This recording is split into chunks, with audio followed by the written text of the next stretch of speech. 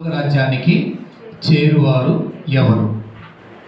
ఈరోజు సమాజంలో కోటాను కోట్ల మంది భక్తులందరూ ఎదురు చూస్తున్నటువంటిది ఒకటే, ఏంటిదంటే పరలోక రాజ్యము కొరకు ఎదురు చూసేవారు చాలామంది ఉన్నారు. అది ఏ రూపమైనా సరే, అంటే పరలోక రాజ్యము కొరకు ఎదురు చూచుచున్నటువంటి వారు కోట్ల మంది సంఖ్య చాలా మంది కలిగి ఉన్నారు. అంటే ఈ భూమి మీద వదిలిపెట్టిన తర్వాత కూడా మనిషి తిరిగి పరలోకానికి వెళ్ళినాక కూడా అక్కడ కూడా సుఖపడాలనే కోరుకుంటున్నాడు. అది చాలా తప్పుడు సిద్ధాంతం, ఆలోచన. ఎలాగంటే దేవుడు లాజరు తోటి, ధనవంతుడు లాజరు చరిత్ర అందరికి తెలిసినదే.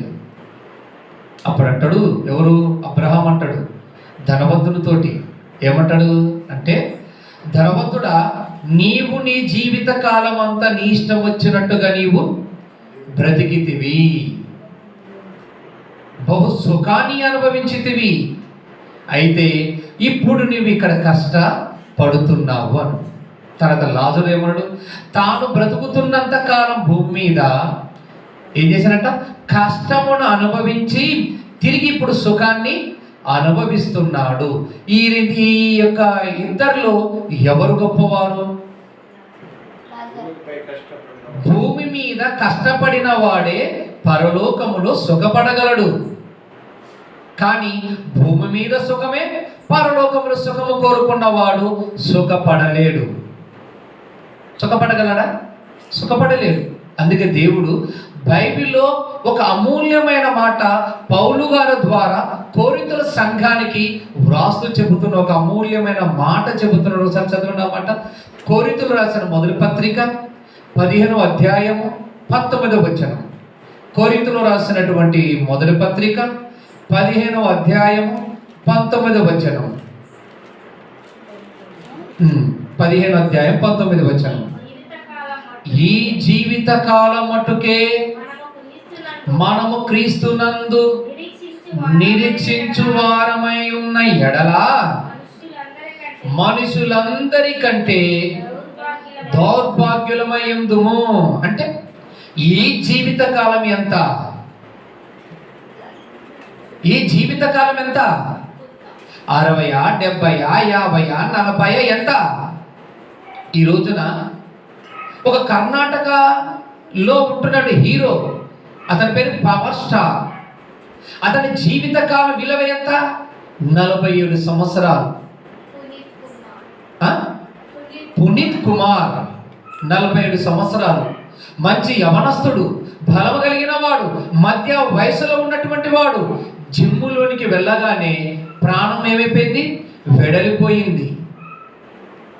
అంటే ప్రాణం వెడిలిపోతున్నటువంటి ప్రాణం వెడిలిపోయిందే. ప్రాణము అనగా దేహాన్ని వదిలిపోయిపోతున్నటువంటి ఆత్మకు విలువ ఉందా? దేహానికి విలువ ఉందా? దేనికి విలువ ఉంది? దేనికి విలువ ఉంది? దేనికి విలువ ఉంది? ఆత్మకు విలువ ఉంది. వెళ్ళిపోతున్నటువంటి ఆత్మకు విలువ ఉంది. అంటే ఇప్పుడు వెళ్ళిపోతున్న ఆత్మ గురించి ఆలోచించాలా? శరీరము పట్ల సుఖ జీవితం కొరకు ఆలోచించాలా? దేని గురించి ఆలోచించాలి మనం? ఇప్పుడు వెళ్ళిపోతున్న ఆత్మ గురించి మనం ఆలోచించాలి. అంటే ఈ జీవిత కాలం ఎంత అంట? 60, 70, 50, 80, 100, 120 సంవత్సరాల ఎంతని? అంటే ఈ జీవిత కాలం ఇవ్వబడినంత వరకు నువ్వు సుఖపడుతున్నావు. నీకు ఇవ్వబడిన జీవిత కాలం నువ్వేపడుతున్నావంట? సుఖపడుతున్నావు. సుఖపడుతున్నావు అంటే నీకు పరలోకం దక్కదు. సుఖపడితే పరలోకం దక్కదు. సుఖపడకూడదంట. మరి ఏం కావాలంట? కష్టపడాలి అంటున్నాడు దేవుడు.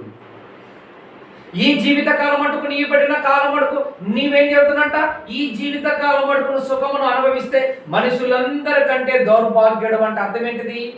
ఏ మనుషులు? ఏ మనుషులు? ఆదాము మొదలుకొని ఇప్పటి వరకు బ్రతుకుతున్న ప్రతి మానవులకందరికంటే దౌర్భాగ్యుడు ఎవడంట? సుఖాన్ని కోరుకున్నవాడు. ఎవరు కోరుకున్నవాడు? సుఖాన్ని కోరుకున్న వాడంట ఆదాము మొదలుకొని ఇప్పటి వరకు మనుషుల కంటే దౌర్భాగ్యం. అంటే ఈ రోజున ప్రతి క్రైస్తవులు దేని కొరకు ఎదుకులాడుతున్నాడు? ఒక మానవుని అడుగు ఏమడుగుతున్నాడు? దేవుని దగ్గరికి ఎందుకు అయ్యను వస్తున్నదంటే నా అవసరాలు తీరటానికి నేను దేవుని దగ్గరకు వస్తున్నాను అంటున్నాడు. దేవుని కొరకు వచ్చేది అవసరాలు తీరటానిక దేవుని దగ్గరకు వచ్చేది. అవసరాలు తీరటానిక దేవుని దగ్గరకు వచ్చేది. అవసరాలు తీరినా తీరకపోయినా నీవు దేవుని దగ్గరికి వచ్చి తీరాలి. అంటే ఈ జీవిత కాలం మటుకు ఎంతమంది ఆలోచించటం లేదు? ఎందుకమ్మా నువ్వు దేవుని దగ్గరికి వెళ్తున్నావు అంటే వాళ్ళని నేనా నా అవసరాలు తీరాలి, నా ఇంట్లో బాధలు, నా ఒంట్లో బాధలు, నా ఇంట్లో సమస్యలు, మా ఇంట్లో సమస్యలు లేవని యేసు చెప్పలేదా? అత్త కోడలకును, కోడలు అత్తకును, తర్వాత కొడుకు తండ్రికి, తండ్రి కొడుకును వైరం పెట్టవలసి వచ్చానని చెప్పలేదా ఆయన? చెప్పలేదా? ఈ మాటలు మనకు గుర్తు రావటం లేదా? అంటే ఇప్పుడు అర్థం ఏంటిది? ఇంకా సుఖ జీవితం కొరకు యేసుక్రీస్తు ప్రభువు వచ్చాడా, లేకపోతే నువ్వు కష్టపడటానికి యేసుక్రీస్తు ప్రభువు వచ్చాడా? ఈ జీవిత కాలం ఎంత అంట? ఆ కొంత జీవిత కాలంలో సుఖాన్ని ఎందుకు ఆలోచిస్తున్నావు? సుఖానికి ఎందుకు ఆలోచిస్తున్నావు? సుఖమా? మానవ జీవితానికి రెండు చక్రము లాంటి ఏంటి తెలుసా? సుఖము, దుఃఖము. దుఃఖం ఉన్నప్పుడు దేవుని దూషించగాకు, సుఖం ఉన్నప్పుడు దేవుని మర్చిపోగాకు. సుఖం వచ్చినా దుఃఖం వచ్చినా రెండింటిని బ్యాలెన్స్ చేసుకొని వెళ్ళాలి. అదే క్రైస్తవ జీవితానికి ఉండవలసిన లక్షణాలు, అదే మానవ జీవితానికి ఉండవలసిన లక్షణాలు. దేవుడు ఏమంటున్నాడు తెలుసా? ఈ జీవిత కాలం మటుకు దేవుని నమ్మగాకు, పరలోకము దక్కుతుందనే దేవుణ్ణి నమ్ము. ధనవంతుడా, ఈ జీవిత కాలం మటుకు నువ్వు సుఖాన్ని అనుభవించివి. ఏ రోజైనా దేవుడి గురించిన కార్యక్రమాలు ఆలోచించావా? దేవుని వాక్యం పట్ల ఆలోచన శ్రద్ధ కలిగి నీ కాడ ఉన్నదా? బైబిల్లో వ్రాయబడిన మాటలు ఏ రోజైనా నువ్వు చదివి ధ్యానించి పరిశీలించే అనుభవ జ్ఞానం నీ కాడ ఉన్నదా? చెప్పు, ధనవంతుడా ఉన్నదా? లేదయ్యా. లేదంటే నువ్వు కష్టపడు. కానీ ఇప్పుడు ఇతనికి సుఖం. అందుకే ఏమంటో తెలుసా? పరలోకానికి చేరువారు ఎవరు అంటే శరీర సుఖాలు కోరుకున్న వాడు పరలోక రాజ్యానికి చేరలేడండి. ఎందుకు చేరలేడో తెలుసా? నీవు ఎప్పుడు చూసిన నీ అవసరాల కొరకు దేవుణ్ణి ఎదుగుతున్నావే తప్ప యేసు వచ్చింది పరలోక రాజ్యాన్ని చేర్చడానికి, నీ శరీర అవసరాలు తీర్చడానికి కాదు. మరి ఈరోజు జరుగుతున్న కార్యక్రమాలు ఏంటి? సుఖ జీవితం కొరక ఒక పాట పాడినా, ఒక ప్రార్థన చేసిన, ఏది చేసినా ఏమని ప్రార్థన చేసినా తెలుసా? తండ్రి నాకు దుఃఖాలు, తండ్రి ఇంట్లో బాధలు, తండ్రి ఇది సమస్యలు. యేసుక్రీస్తు ప్రభువు చెప్పిన ప్రార్థన జీవితం మన జీవితాలకు జ్ఞాపకం రావా? యేసు ప్రభువు ఏం చెప్పాడండి ప్రార్థనలో? యేసు ప్రభువు ఏం చెప్పిన ప్రార్థనలో? మత్తయి సువార్త 6వ అధ్యాయం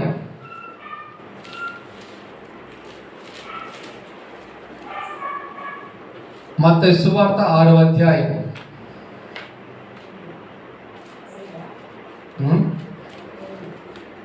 మొదట నా నీతి రాజ్యాన్ని 6వ అధ్యాయము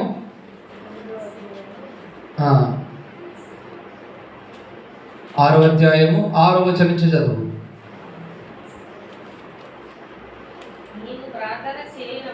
మీరు ప్రార్థన చేయనప్పుడు మీ గదిలోనికి వెళ్ళి తలుపు వేసి రహస్యమందు చూచుచున్న తండ్రికి ప్రార్థన చేయాలి అంటూ 8వ వచనం చదువు.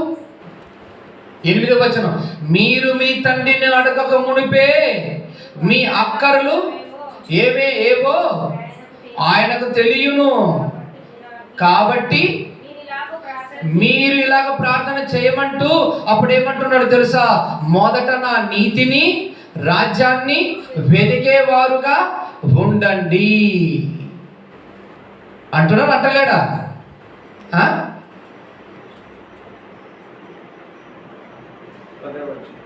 10వ వచనం,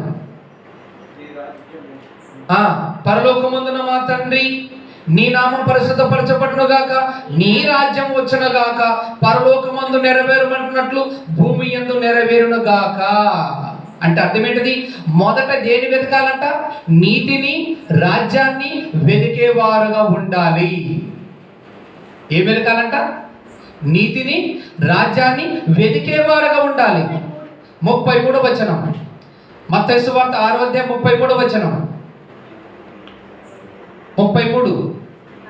కాబట్టి మీరు ఆయన రాజ్యమును, నీతిని మొదట వెతుకు అంటున్నా. ప్రార్థన చేయించున్నప్పుడు రహస్యంగా చేసుకో, బహిరంగంగా నువ్వు చేయగాకు. తలుపులు వేసుకో, ప్రార్థన చేయి అని చెబుతుంటున్నప్పుడు ప్రార్థన చేసుకునటానికి లోపలికి వెళ్ళాలి, తలుపులు వేసుకోవాలి, ప్రార్థించాలి. ప్రార్థన చేస్తున్నప్పుడు అన్య జనుల వలె ఉచ్చరింపకూడదు.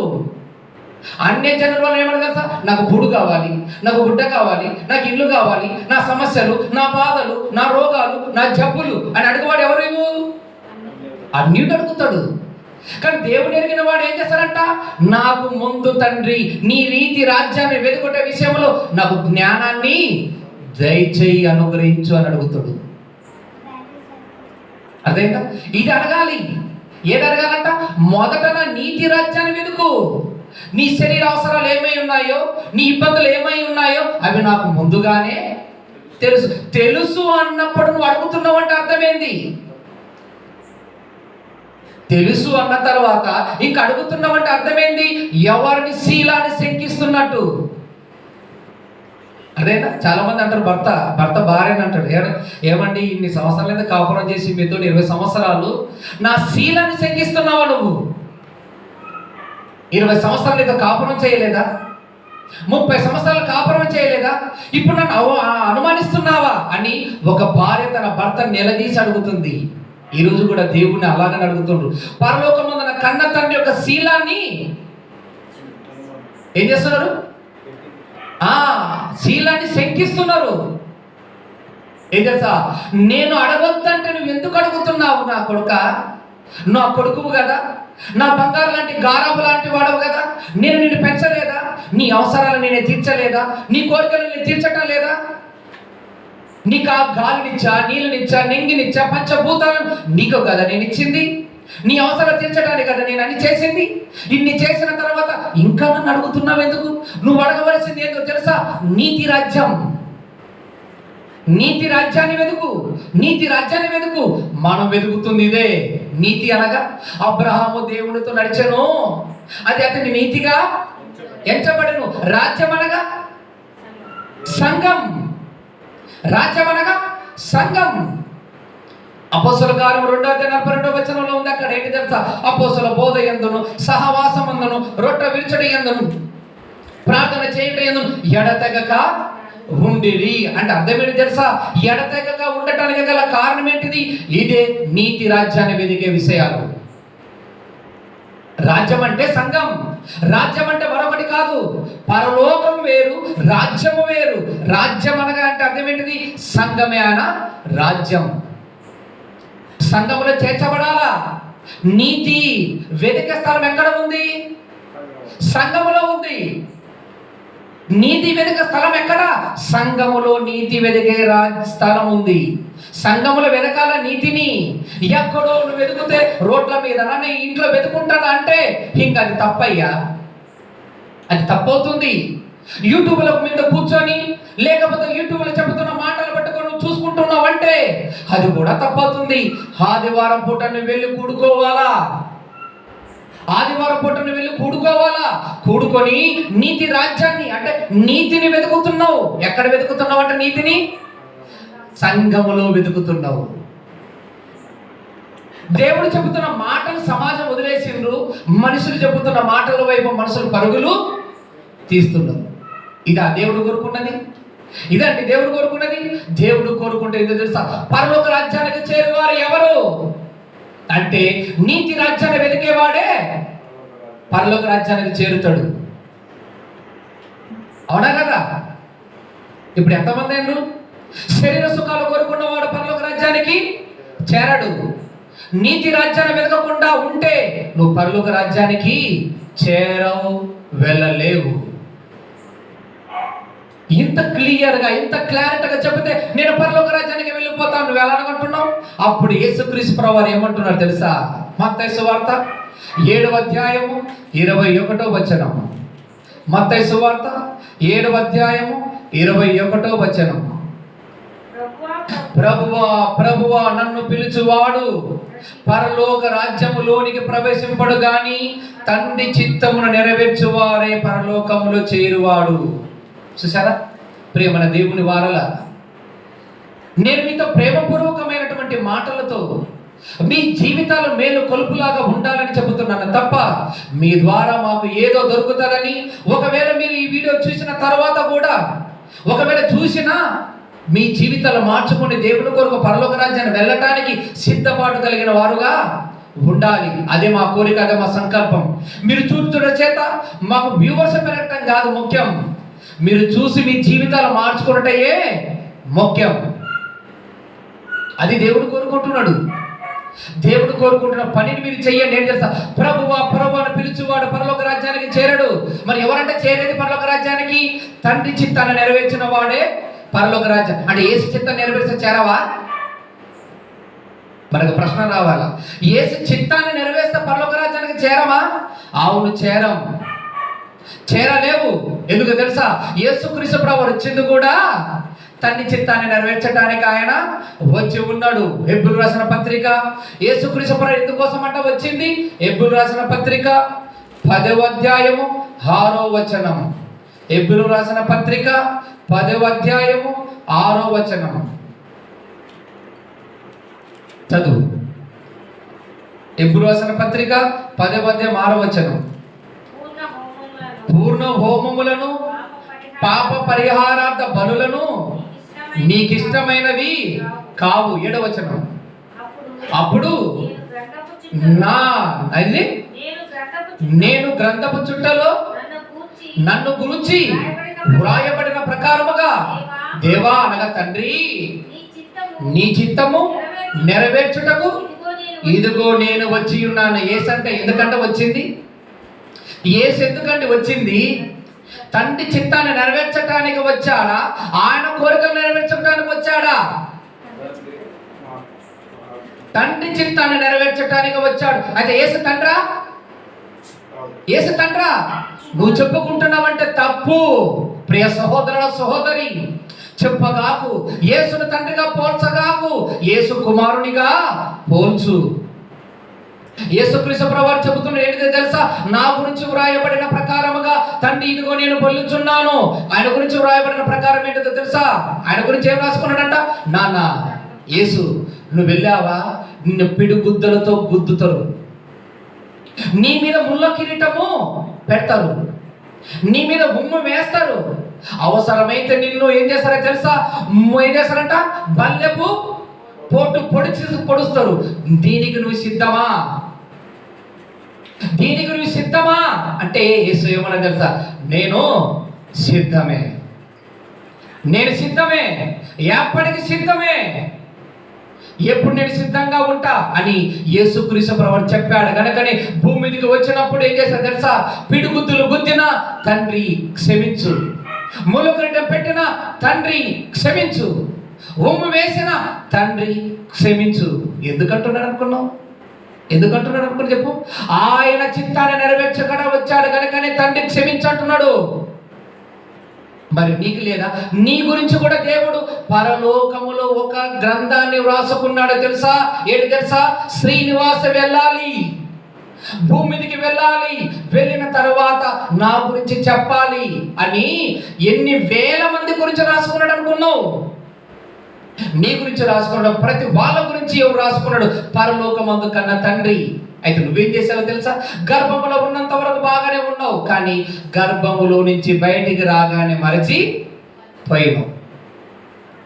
తండ్రి సంకల్పాన్ని మర్చిపోయినాం, తండ్రి సంకల్పన తండ్రి ఆలోచన మర్చిపోయాము గనకనే ఇప్పుడు మనిషి జీవితాలు ఏమైపోయింది చెప్పండి? అంటే పరలోక రాజ్యానికి చేరువారు ఎవరయ్యంటే తండ్రి చిత్తాన్ని నెరవేర్చిన వాడు పరలోక రాజ్యానికి చేరగలడు. యేసు ప్రభువారు మన ఎలా చేరిండు పరలోక రాజ్యానికి?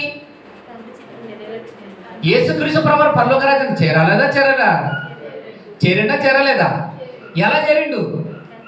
తండ్రి చిత్తాన్ని నెరవేర్చిన వాడుగా ఉన్నాడు కనుక చేరిండు. అయితే ఆ తండ్రి చిత్తాన్ని నెరవేర్చినప్పుడు సుఖపడ్డాడా? సుఖపడ్డాడా? కష్టపడ్డాడా? సుఖపడ్డలేదు, కష్టపడ్డాడు. కష్టపడ్డాడండి. 3.5 సంవత్సరాలు కష్టపడ్డాడు తండ్రి చిత్తాన్ని నెరవేర్చడానికి. మరి నీకు ఇవ్వబడిన ఆయుష్కాలం ఎంత? నీకు ఇవ్వబడిన ఆయుష్కాలం 50 సంవత్సరాలు అయినాయా? నీకు ఈ ఆయుష్కాలం 60 సంవత్సరాలు కాలేదా? నీకు ఇయ్యన ఆయుష్కాలం 70 సంవత్సరాలు కాలేదా? ఏం చేసావు దేవునికి చెప్పు?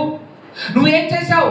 శరీర అవసరాల కొరకు నువ్వు వెతికలాడింది, శరీర ఇబ్బందుల కొరకు దేవుని వెతికలాడింది. నువ్వు చేరగలవా పరలోక రాజ్యానికి? చేరగలమా? చేరగలమా? నీతిని రాజ్యాన్ని వెతకటానికి వచ్చి కూడుకొని వెతకమంటే వెతకకుండా పరలోక రాజ్యాన్ని చేరగలను. ఎలా చేరగల చెప్పు? యేసయ్య తండ్రి అని కూడా చేరలేవని యేసే కదా చెప్పింది. బైబిల్లో వ్రాయబడిన మాటను చాలా జాగ్రత్తగా పరిశీలించాలి. ఒకవేళ పరిశీలించలేదనుకో మనము పాతాళమైన లోకానికి వెళ్ళిపోయే ప్రమాదం ఉంది. అప్పుడు కనిపిస్తుందండి మనకు. అప్పుడు ఏమంటారు తెలుసా? వాక్యములో వ్రాయబడి నువ్వు ఆలోచించలేదా? వాక్యాన్ని ఆలోచించలేదా? పరిశీలించలేదా? అంటే పరలోకమందున కన్న తండ్రి చిత్తాన్ని నెరవేర్చాలంటే నువ్వు ముందు ఏం చేయాలి తెలుసా? నీకు ఇయ్యబడినటువంటి నీ గురించి వ్రాసుకున్న ప్రకారంగా తండ్రి చిత్తాన్ని నెరవేర్చాలి. ఇంతగా తండ్రి చిత్తాన్ని ఎలా నెరవేర్చాలో యేసుక్రీస్తు ప్రభువు చెబుతున్నారు. చూడండి, యోహాను సువార్త 16వ అధ్యాయం 30వ వచనం. యోహాను సువార్త 16వ అధ్యాయం 30వ వచనం. యోహాను సువార్త 16వ అధ్యాయం 30వ వచనం.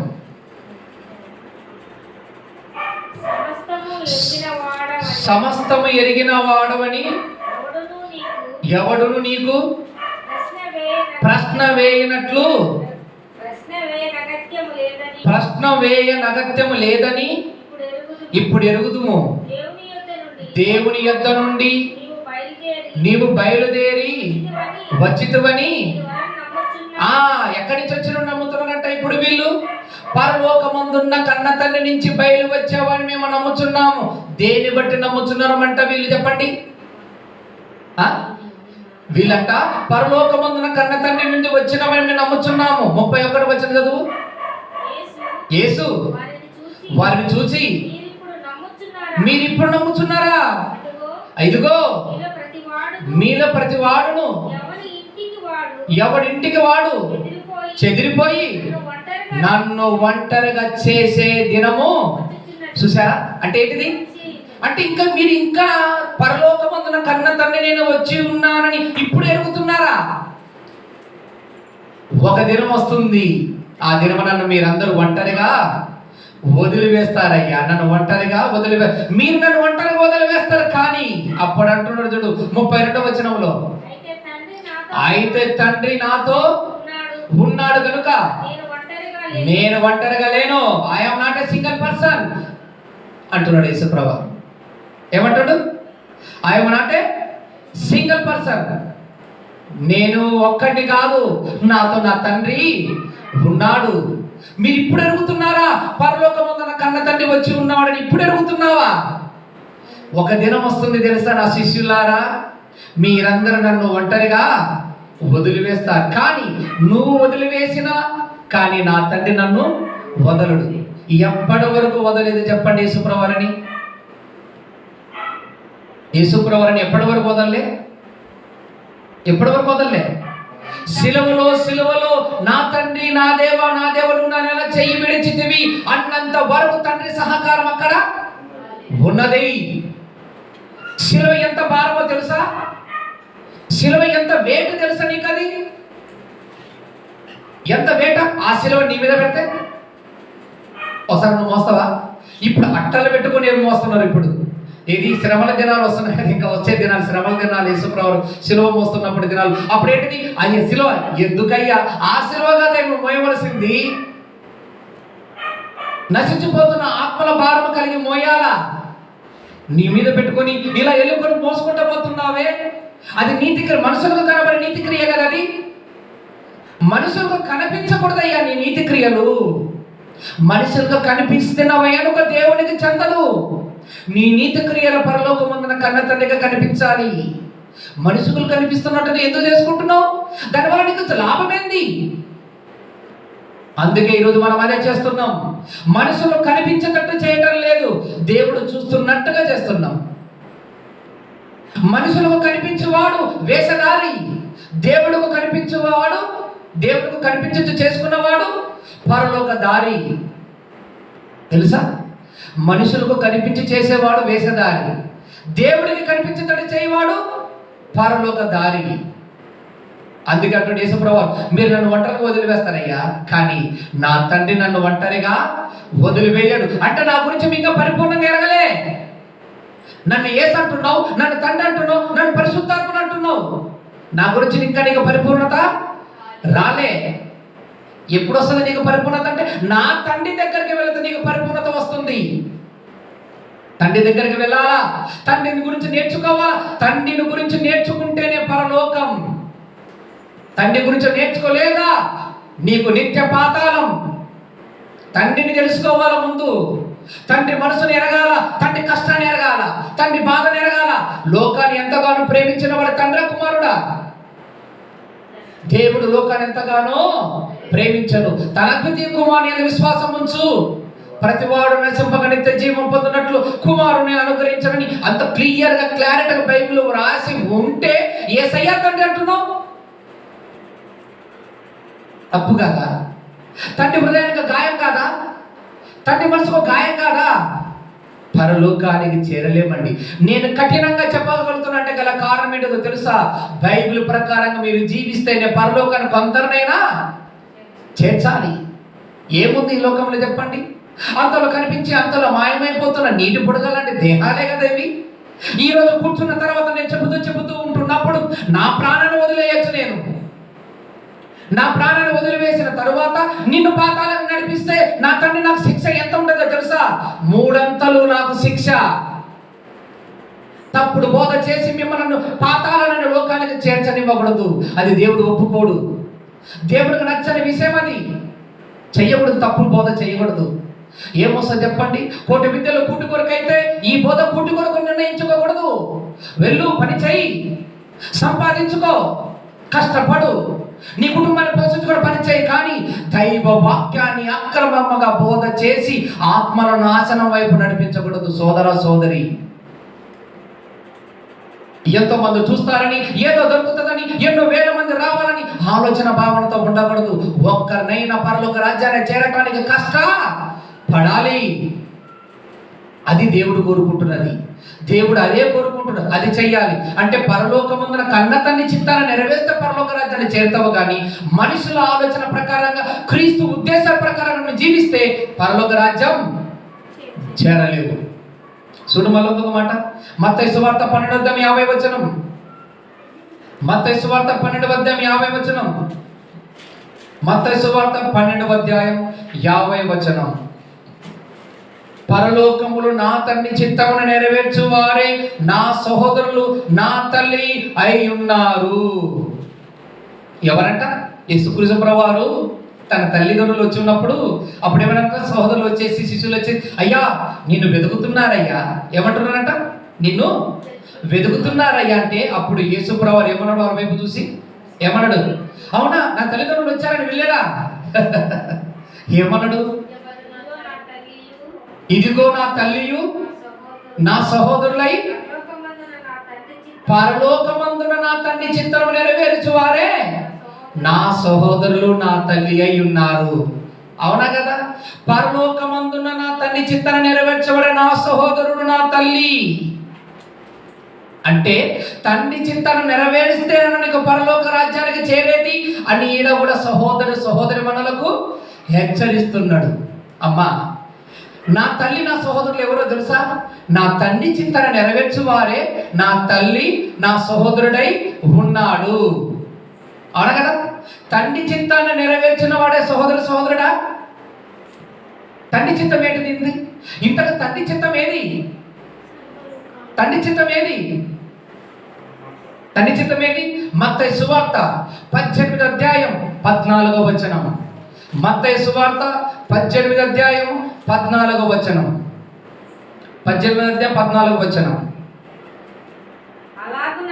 అలాగుననే ఈ చిన్నవారిలో ఒకడైనను నశించుట పరలోకమందున్న నీ తండ్రి చిత్తము కాదు.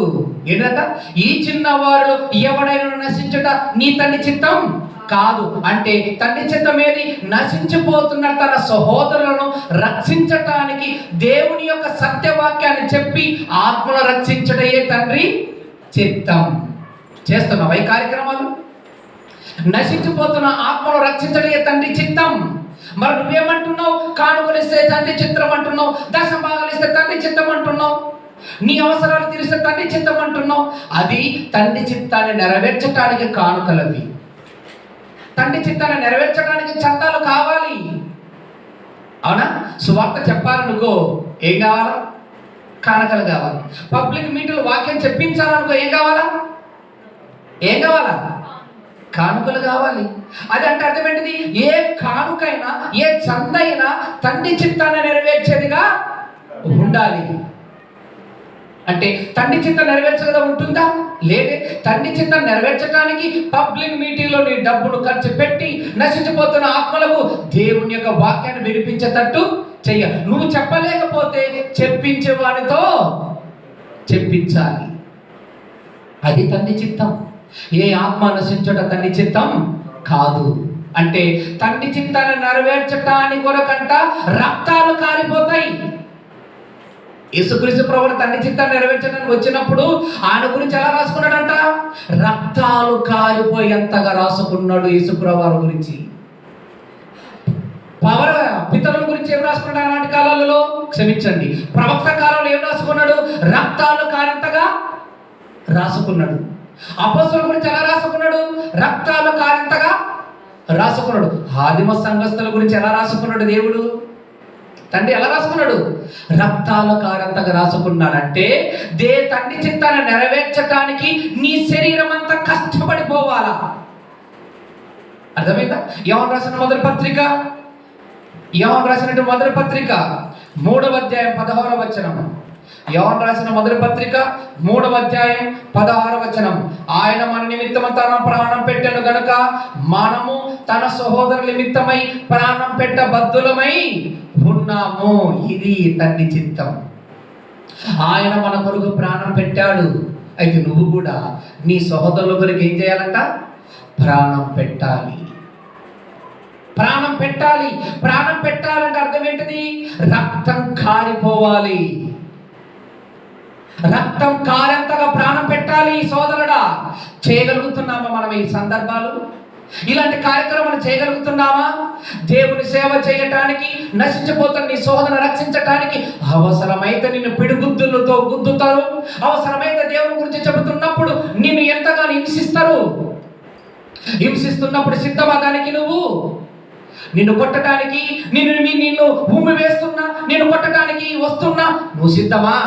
కొట్టించుకునడానికి సిద్ధమా? ఈనాడు క్రైస్తవులైనటువంటి వాళ్ళు నశించిపోతున్న ఆత్మల గురించి సువార్త సేవ చెప్పడానికి వెళుతూ చెప్పమంటుంటే అప్పుడు ఏమంటారంట? వాళ్ళు మన మీద ఏం చేస్తున్నారు? దాడి చేస్తున్నారు. దాడి చేసినా పర్వాలేదు, కానీ తండ్రి చిత్తాన్ని నెరవేర్చు. దాడి చెయ్యటానికి నీ గురించి రాసుకున్నాడు. సుఖ జీవితాన్ని కొరకు రాసుకున్నాడంటే ఇక నువ్వు క్రైస్తవుడవే కాదు. నీ మీద దాడి జరగాలి, నిన్ను కొట్టాలి, అవసరమైతే నీ తలకాయను కూడా నరికి వేసేస్తాడు. ఏమనుకుంటున్నావు? తండ్రి చిత్తం అంటే? తండ్రి చిత్తం అంటే ఆశతాశ కాదయ్యా. తండ్రి చిత్తం అంటే రక్తాలు దారలే పారిపోవాలా. అది తండ్రి చిత్తం అంటే. ఈరోజు ఒక పాట పాడుకొని వెళ్ళిపోతే ఇది తండ్రి చిత్తం ఎలా అవుతుందో చెప్పండి? అవుతుందా? పరలోక రాజ్యానికి చేరువారు ఎవరో తెలుసా? తండ్రి చిత్తాన్ని నెరవేర్చిన వాడు పరలోక రాజ్యానికి చేరుతారు. ఇంకా తండ్రి చిత్తం అంటే ఏంటిది? తన సహోదరుల కొరకు ప్రాణం పెట్టుటయే తండ్రి చిత్తము. పెట్టావా ప్రాణం? ప్రాణం పెడతావా? ప్రాణం తీస్తావా? ప్రాణం పెడతారా? ప్రాణం పెట్టేవాడుగా ఉండాలి, ప్రాణం తీసేవాడుగా ఉండకూడదు. అది తండ్రి చిత్తం కాదు. తండ్రి చిత్తాన్ని నెరవేర్చటానికి కొరకు మనం ఈ భూలోకములకు వచ్చి ఉన్నాము. నశించిపోతున్న ఆత్మల కొరకు నీవేం చేయాలంట? ఏం చేయాలా? ప్రాణం పెట్టాలి. ప్రాణం పెడుతున్నప్పుడు అలసిపోకూడదు. ప్రాణం పెడుతున్నప్పుడు ఓర్పు రావాలి. ప్రాణం పెట్టేటప్పుడు సహనం కావాలి. ప్రాణం పెట్టేటప్పుడు ఏముండాలా? వంటగదిలోనికి వెళ్ళినప్పుడు ఎంత సహనముగా ఎంత ఓర్పుగా చేసుకుంటామో చేసుకోమా? వంటగదిలో ఉన్నప్పుడు ఇసుకు చేసుకుంటారా? చక్కగా నీట్గా అందంగా ఓర్పుతో చేసుకుంటాం. అలాగనే దేవుడు నశించిపోతున్న ఆత్మల కొరకు ప్రాణం పెట్టేటప్పుడు ఏం కావాలా? ఓర్పు కావాలి, సహనం కావాలి, సద్గుణం కావాలి, ప్రేమ కావాలి. నీవు అప్పుడే ప్రాణం పెట్టగలిగేది. నువ్వు అర్థమైందా? అంటే తండ్రి చిత్తాన్ని నెరవేర్చటానికి నువ్వు ప్రాణం పెట్టడానికి సిద్ధమా? అదే తండ్రి చిత్తం. దేవుడు నీ గురించి అదే రాసుకున్నాడు తప్ప మరొకటి కాదు. చెప్పు, ఎంతమంది ప్రాణం పెడతారు? చేతులు ఎత్తండి. ప్రాణం పెడతారా? పెట్టే వాళ్ళగా ఉండాలి. పెడితేనే తండ్రి చిత్తం. పెట్టలేదనుకో తండ్రి చిత్తం కాదు. అయితే తండ్రి చిత్తాన్ని గురించి నేర్పటానికి, తండ్రి చిత్తాన్ని గురించి తెలియజేయటానికి ఏం చేయాలి? సువార్త వాక్యాలు చెప్పాలి. అనేక మందికి వినిపించడానికి ప్రయాస పడాలి. అదే తండ్రి చిత్తం. తండ్రి చిత్తం అదేనండి. యేసుక్రీస్తు ప్రభువు వచ్చింది కూడా అదే. అమ్మలారా, దయచేసి మీరు ప్రభువా ప్రభువా ప్రభు అని పిలవద్దు. అమ్మలారా, నా కొరకు ఏడవద్దు. మీ కొరకు, మీ పిల్లల కొరకు ఏడవండి అమ్మా, ప్లీజ్, ఐ రిక్వెస్ట్ యూ. దయచేసి నేను మిమ్మల్ని వేడుకుంటున్నా. అంతే కదండి నా మాట. ప్రభువా ప్రభు అని నన్ను పిలవద్దంటే రిక్వెస్ట్ అనే కదా.